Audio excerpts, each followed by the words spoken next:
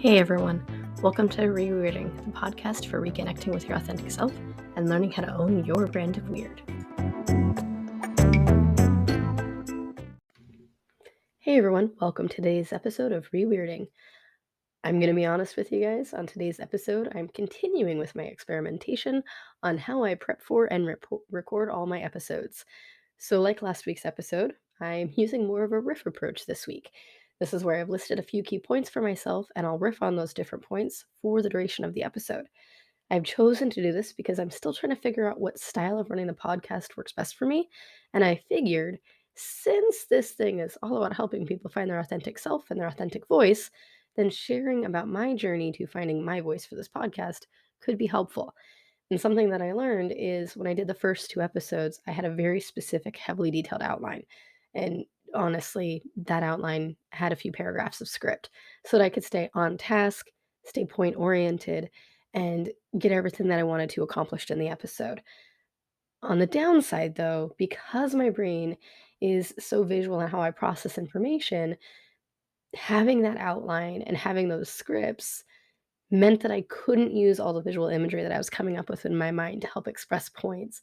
I couldn't go down the rabbit trails, and it ended up feeling a little constricting. So I'm trying to test out and see if I give myself a softer outline where I can do those things, what that balance is so that I can still have a productive episode and still honor that chaos that is my brain. And I feel like this is something that we've all experienced in different ways in our lives. Not saying that you have a chaotic brain, because you probably don't, but that need to be highly detailed or over prepared in order to be successful, that need to have like 1,000 different certificates in order to feel like we can do something that we know we can do. Or when we try to reduce the risk of going off topic, being awkward in social settings, saying something that doesn't make sense or that doesn't make people in the room happy, we tend to modify our behavior to what we think those norms are. And there's always those fears of, well, if I don't do this like that, then this might not work out, or I might fail. It might not be good enough. They're going to think I'm weird. They're going to think I'm awkward. It's those good old self doubts and the imposter syndrome that causes us to think maybe we shouldn't, or maybe we need to do things like other people do them. Or it might have us model what we're doing off the more successful folks without taking the time to really pause and consider what works best for us. What makes us feel like we did our best, not their best, our best. Or what makes us feel like we set out to do, like we did what we set out to do. Because really, at the end of the day, we're the ones who are going to be sitting there thinking and comparing ourselves to others and rehashing what we did for the day to see if we did good enough. We're using our measuring stick. We're not actually using theirs because we don't know what theirs looks like. And really, most of us that are doing that probably do without realizing other people are doing the same thing. They're comparing themselves and the things that they're doing to the things that we do, or the things that we're doing really well. And they're seeing that and they're admiring that. And now they're judging how they did based on the success that they saw that we had. And I actually just had this conversation with a yoga teacher that I know. I had told her about how I just graduated a breathwork facilitation course, and I asked if she'd be willing to post a flyer for me to work on my practicum hours. Now, the intent was just to basically do a free little thing saying, hey, newly graduated flow breathwork facilitator, looking for some folks to work on my practicum hours. Sessions are free. If you're interested, please shoot me a text or send me an email. And she declined. And instead, thankfully, she offered to allow me to guest speak at a couple of the classes that she's doing and demonstrate flow breathwork for those students a couple of times a week. During this conversation, she noted that I seemed to hesitate at the idea, and I admitted that I absolutely was because I'd had one picture in my mind of how I would do my practicum, which was mostly free sessions, probably largely on Zoom. And now I was trying to wrap my head around an entirely different picture. And her attempts to reassure me, which she is wonderful at doing, she let me know that she was offering this because this offer was what was within the integrity for her business, while also saying that she did it because she really wants to help me get my hours in so she can see me be successful. She felt this was important because she noted that she thinks I'm great. And of course, my brain immediately launched into how I really appreciated this and her. And I started over explaining how the course had gone, right down to how I identified myself as awkward and getting to know my peers in the class, which led her to comment that she doesn't find me to be awkward, just real. And of course, this created a whole lot of self doubts as I contemplated the offer and her statements that I'm real. And it was easy to start comparing my new, still growing teaching style to her teaching style, or how I engage with people in social settings, especially when it's a new class where I don't know anybody, to how other people socialize.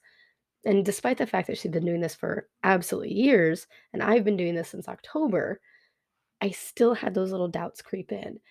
And it was then that I realized that this week on the podcast would need to be all about self doubt, authenticity, and imposter syndrome. So let's get into it. Funnily enough, the self doubt is actually one of the largest reasons why I chose to start my business. I am very big on challenging myself and remember how much I used to doubt if I was genuinely helpful or not growing up. Even at the early stages of my career, there was this constant self doubt that was just existing in my brain, taking up a lot of space, challenging. Am I really helpful? Is this good enough? Do they actually want me to be around? I don't know. And while I still do that sometimes, I've also learned how to recognize when that train gets going and the skills to address it much faster than I did when I was younger. And in fact, as I'm talking about that, it's bringing up this memory when I was in college the first time. I'm in college again right now, but the first time I was in college, I was going for journalism. And I had signed up to work for the newspaper at the college, thinking, oh, it's an easy way, I can use my photography skills. I'll earn some extra money. I'll get my tuition taken care of. Like, this is a win win win.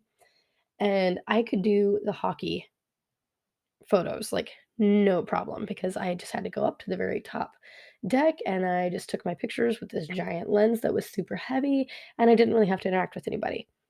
And then I could do the swim photos because, again, basically you're that awkward person just standing there taking pictures of the people as they're swimming up and down the lanes. Super easy. Basketball photos were actually a little bit harder. I had a lot of doubt on my ability to do sports photography, and I remember I was sitting up in the stands, took some photos, and the main photographer for the university had beckoned for me to come down, so I did, and the whole way I was dreading. I was like, "Oh, he's gonna ask to look at my pictures. I'm so bad at this. This is terrible. Oh, I'm gonna get fired. I'm gonna lose my job. I'm not gonna be able to have a career in journalism." Blah, right? The whole world had ended in my mind in the time it took for me to go from halfway up the, um, the seats and down to where the photographer was, and he looked at my camera and he goes, "You've actually got some really good shots here, but, the bleachers are kinda getting in the way." And I remember just being stunned as I went, "W yeah, but that's the only way for me to be out of the way." And he goes, "No." And he made me stand on the sidelines and practice taking pictures of the basketball players. And he would actually step in front of me because he's like, "You have to learn how to be competitive at this. You have to be willing to shoulder somebody out of the way because if they're trying to steal your shot, you gotta stand up and take the shot anyway."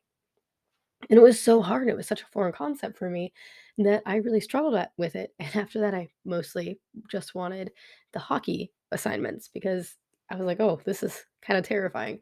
I'm gonna run into him again, and now I'm gonna have to do the thing." But it also made me a much better photographer, and it taught me that sometimes that self-doubt that sneaks up on us can hold us back. It can keep us from doing the things that we really can do or shining to our fullest extent. And that's because self-doubt is insidious. It sneaks up on us in little ways, like it did as I was walking down those bleachers, and other times it hits us like a hammer when it prevents us from doing anything, from even trying to step outside of our comfort zone or doing the thing that we know that we can do. And therefore, the first step to dealing with self-doubt is simply recognizing it's there. That's kind of like, remember the monster under the bed when we're kids? We don't really know what's there in that dark space in our closet or in the hallway right outside our room or under our bed. All we know is it's dark and there's often shapes there, and our brain creates all these pictures of what it could be. I had a super active imagination as a kid, so I'm pretty sure there was a monster everywhere. There was probably a monster in the bathroom even, because I could create all sorts of stories about what was going on because I didn't know. And that's how self-doubt is. When we don't know what's there, it can fester and it grows until we grow enough to realize we can check the facts. We can challenge what our imagination is telling us is there. We can challenge that concept of self-doubt. Just like as we get older, when we learn how to go, you know what, I'm gonna look under my bed. And we probably start with, I'm gonna have my parents look under the bed. Or maybe we have a sibling that we're like, I can sacrifice them. They can check what's under the bed for me. And then we get old enough that we're like, no, I'm gonna check what's underneath my bed because I wanna know. Self-doubt is the monster under our bed, except it's in our minds. It feeds off the way that we often let it do its thing.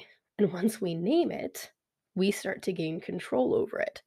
Because once we recognize, oh, I'm on that train of self doubt, I've started that self talk of, oh no, he's going to want to look at the camera and he's going to say these things, or oh no, I have to go up in front of this group of people and I have to talk, and they're all really smart at this and they're all really good at this. And I have to be the one to tell them new information or give it to them in a way that maybe they haven't heard of it before.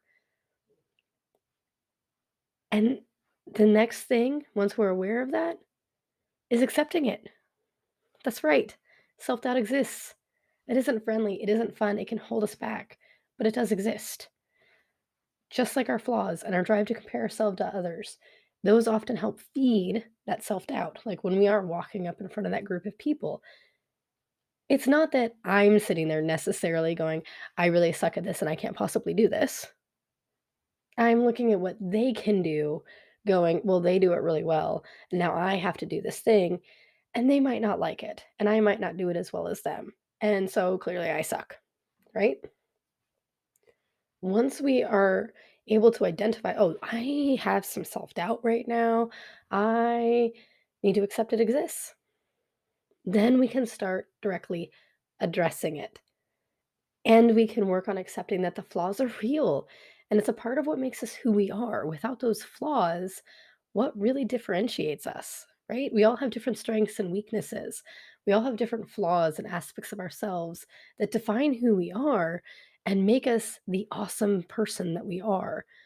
And when we try to hide those flaws or we compare ourselves to other people and say, well, but I struggle with this and they don't. So clearly there's something wrong with me. I need to be doing differently. Like if you haven't gone, like I've been working on trying to go back to the gym more often. When I go in there, you know, 10 years ago, I was lifting all sorts of crazy weights. I go in now and it's an automatic comparison of, well, I used to be able to do, but now I'm struggling to do this one. So yikes, I don't know if I can ever get back there again. Or, sometimes you see the other people and they're just like going to town and you're like, yeah, I'm not there. So maybe I don't belong here. That's self doubt. Once we start accepting it's there, we can change that self talk. We can sit there and go, you know what? I can be here. It's okay. I can't do that thing. It's okay that maybe I have a different perspective on this thing than they do. It's okay that I struggle with staying on task.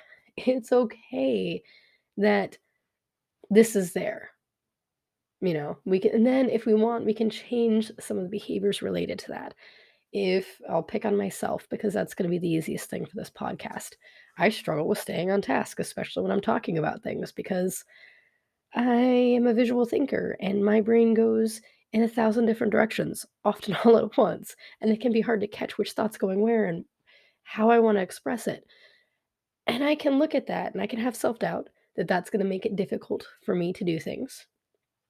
I can also accept that, yeah, that's a thing, right? I genuinely have difficulty with that, and that's okay. It's a part of what makes me able to handle situations where things are going 100 miles an hour and we don't really know what the outcome's gonna be because I can just go.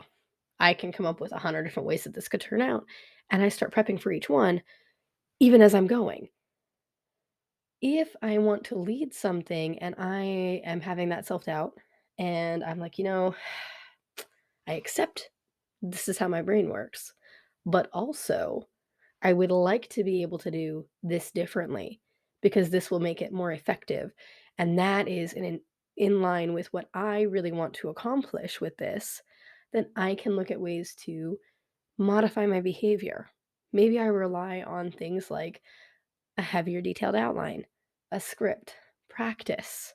Maybe I rehearse with a trusted friend or somebody that is willing to sit there and be like, hey, really value this bit, but that bit was a bit much. When we start owning that there are things that we can do to make those changes without putting ourselves down, that's where we grow. That's where we can start really addressing that self doubt. And as we do that, then we can confront our imposter syndrome that tells us we don't belong in certain spaces. Because the truth is, we do. We belong in the spaces that we want to exist within. And just because we exist in ways that maybe other people in that same space don't, doesn't mean that we don't deserve to be there. This is what makes imposter syndrome equally sneaky. We may not always be aware we're experiencing it because it shows itself in so many different ways. And I'll give you guys a few examples just to kind of demonstrate how imposter syndrome and self doubt can sneak up on us and how it can affect us. So, if we go back to my example during the intro about the breathwork practicum, we can see where imposter syndrome absolutely showed up in the way that I doubted my ability to hold space for those students in the way that was offered to me. And thankfully, I challenged that and I accepted the offer in the end because I could acknowledge that the imposter syndrome is there, right? And it's okay to feel that way. It's okay to acknowledge we have doubt, we have concerns, we have some anxiety about something.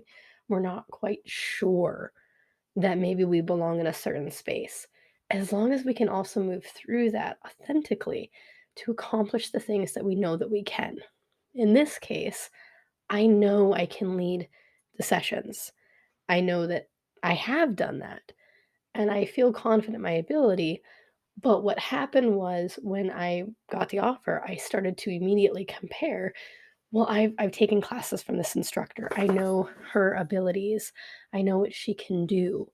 And I don't know if I can compare. I don't know if I am as good as her. I don't know if they will like how I share this because I don't know if it will be enough like what she does. So, really, what happened was my comparison to this other teacher led me to feel like I didn't belong in that space. And the reality is, when we have learned and practiced something or believe that we can hold space for something, then it's okay to hold space for our doubts too, as long as we also take up the space that we want to take up. Because generally speaking, we can take up space in anything that we desire to, right? We're capable, we can do things, and even when we struggle with things or things are scary, we can connect to support networks. We can decide what we want to do and what truly is in alignment or within integrity for ourselves and our goals and what we know we can do. So, another example would be we can also see imposter syndrome in my response to what was actually a teaching moment with the university photographer. It was just a different type of imposter syndrome or different set of events that created it for me. We can see where the self doubt became this intense dread. And then the idea that obviously my career as a photographer was over. In fact, it hadn't even really begun. And this happened because as soon as he asked me to come down and talk to him, I began to not only doubt my ability to take decent photos, but I also started to doubt myself as a sports photographer, especially as a female sports photographer. And it really did interfere with how receptive I was to the lessons that he gave. As I acknowledged, like, it totally changed how I wanted to pursue sports photography after that. I did not like doing the basketball assignments because I was always like, "Oh, I might run into him, and then he's gonna judge my photos again." And it was this intense feeling of being an imposter. Here I am, a young female being a sports photographer, taking up space in something that you don't see a lot of women doing, or at least I didn't see a lot of women doing at that time. And that's another type of imposter syndrome, right? When we don't see people that look think, talk, act like us in a space, and then we want to move into that space. And so then we doubt our ability or even our right to exist in that space. And it can be hard to combat that because that goes above and beyond just accepting that, I feel like maybe I don't belong or I have doubts about my ability to do this thing. Then we get into even challenging the stereotypes associated with that thing. And that's harder. And that can require not just the acceptance and that ability to, or the desire to address it for yourself, but also a support network to hold space for you as you navigate that. Because that can be really hard. Another way that imposter syndrome can live is in the way that we feel we need constant education, certification, the good jobs, the keep doing it, you're so great, you're so fantastic, and all the external validations that tell us we know our stuff. This gives us a reason to hold back, or it can give us a reason to hold back from entering the space that we want to, because are we really good enough? Maybe we're not ready yet if we haven't had enough of that external validation. Maybe we need more education, we need another certificate, or we need some reviews or people telling us, that was fantastic. You're really good at this. I really appreciated how you did this before we feel ready to take up that space. And it's easy to feel that way in our society today because we often tout, oh, this person has these certifications. You need this type of education to be in this space at your fullest. You need this and this and this in order to get a raise or to be promoted, or in when you're moving into something new, you want people to tell you, "Oh, you're doing really good. You really know your stuff," because then that tells you, "Okay, I can exist. Like I belong here. I deserve to be here." And unfortunately, this also then begs the question of I'm so sorry if you guys heard that. My dog just flapped her ears. It also begs the question of how ready is ready enough? How much education is enough? How many certificates, how many good jobs, how many you're doing so good at this is enough for us to feel like we deserve to be in that space or like we're not an imposter. And you see, imposter syndrome lives in the ways in which our doubts tell us we can't take up space, we don't deserve to take up space, and that we need to sit back and let the people that know what they're doing take up the space that we want. Even when we know how to do it, we can do it. We've done it 100 times, maybe we've done it a million times, because they surely know more than us. And that's what makes imposter syndrome and self-doubt so sneaky, because it exists in so many different ways. And unfortunately, the only way to really deal with that is to learn how to accept it. Accept that it happens, accept that it is a part of us, and then move through it. Connect to a support network that can help you challenge those things, build that confidence in yourself, own the totality of who you are, and know that it's totally natural to experience self doubt and imposter syndrome because we as humans are prone to comparing ourselves to other people, and it's often unconscious. We don't sit there and consciously think, oh, let me compare myself to that photographer, that yoga teacher, that coworker, that friend, that other student in this class. It just happens. And as we build awareness that it is happening, we can build ways to address it. We can start challenging it, just like we do the monster under our bed. We can say, I am having some doubts for myself, and that's totally okay. I can see these pieces of evidence that tell me I am fantastic at this, or that I've got this, or yes, this might be more challenging than I'm used to, but I know I can work through it and I can build into it because this is what I do. I am capable of that. I can ask for help. I can do all of these things to deal with it. And as we start doing that, the voices of the self doubt and the imposter syndrome can get quieter. It stops being that thing that sneaks up on us, and we're like, wait, how did I get all the way over here where I'm totally destroying myself to, ah, yep, that train just hopped the track over there, and I should probably get it back over here. We can throw in the little track switch thing. and bring it back on track.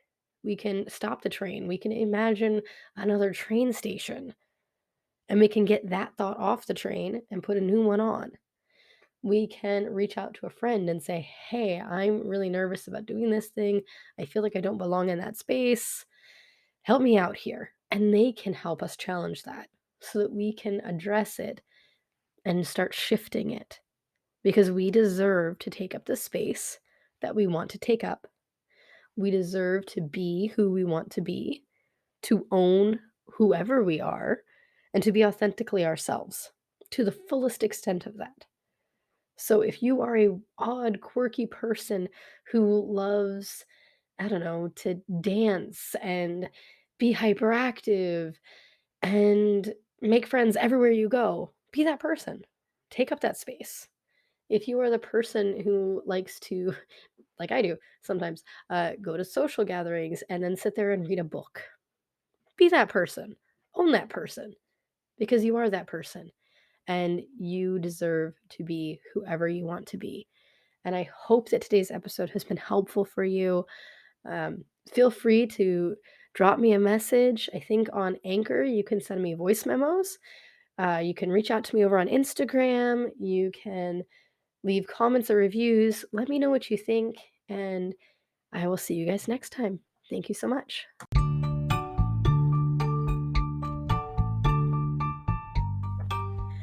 Thank you all so much for listening. If you enjoyed this episode, don't hesitate to share with a friend, save for later, or leave me a review. If you would like more content like this, you can find me over on Instagram at reise.coaching. That's REISE.coaching.